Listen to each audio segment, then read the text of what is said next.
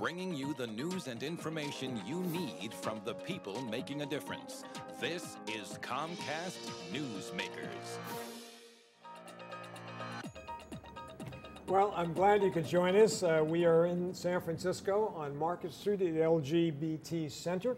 Judy Appel is our guest, and she is Executive Director of our Family Coalition. Nice to have you here, Judy. Thanks for having me, Jack. Thanks for coming in. One of the issues we were talking about before we started here was the fact that gay women are, raising children and what that effect has on the child and their schoolmates when they go to school, and there's two moms, and there's, not a traditional family. Has that been a problem for your family? Yeah, that's an interesting question because I am a lesbian mom of two kids. I have a 9-year-old who's in 3rd grade and a 12-year-old who's in 6th grade.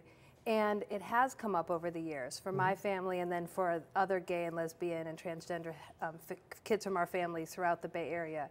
And sometimes it comes up in really obvious ways where kids are directly teased for having gay or lesbian parents or transgender parents. And sometimes it comes up because they hear anti-gay slurs on the playground quite frequently, like "that's so gay," or when children are playing in non-traditional kind of gender roles that they get, like boys playing jump rope, for example, they might get teased.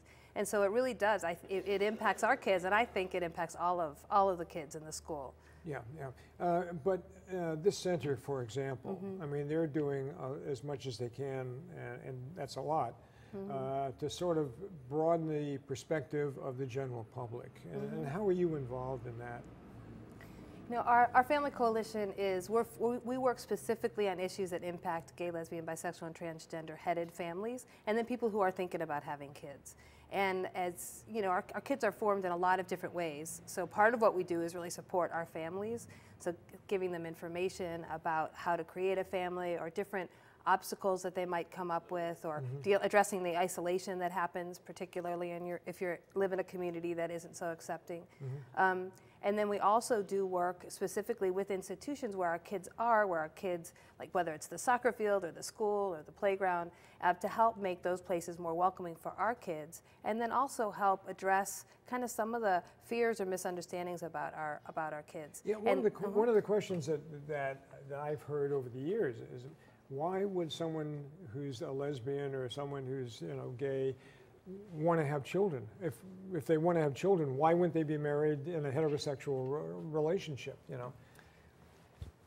Is there any answer to that? Yeah, I mean, the answer to that is if you're gay or lesbian or bisexual or transgender, you're gay or lesbian or bisexual or transgender, and if you're in a same-sex relationship, we share all the same values as everybody else. That's my point. And and so I got into my relationship with my partner, who's now my wife, Allison, about 18 years ago, and about 6 years ago. You were very young when you did that. Not as young as you might think.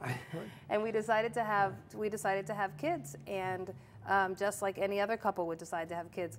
And it's funny, as our kids get older, what I learn is that we share much more in common with other parents than we share differences. What am I worried about? I'm worried about like my kids being safe. I worry, I have struggles to get my kids to do their homework and get their shoes on in the morning, and all the same things that other parents struggle with their kids about and concerns we have, and the same joys. And so it's really interesting because having kids, you end up finding a lot more similarities than differences. Do your children ever, had they reached the point at any time where they said, "Mom, why is this relationship, or what's going on with us?" No, our kids, it kind of goes the other way. I think our kids, they grow up having their family being their family, and then as they get older, they kind of wonder why the world around them has problems with it and has questions about it. And it was interesting because when Prop 8 passed last year, or 2 years ago, I guess now, my son, who's now 12, he said, I don't think some people might just have been misled or ignorant, but most people just didn't understand. And so he's wise and kind of helping to try to get people to understand. Judy, nice to have you here. Judy Appel has been our guest. She's Executive Director of our Family Coalition. Thank you very much for watching.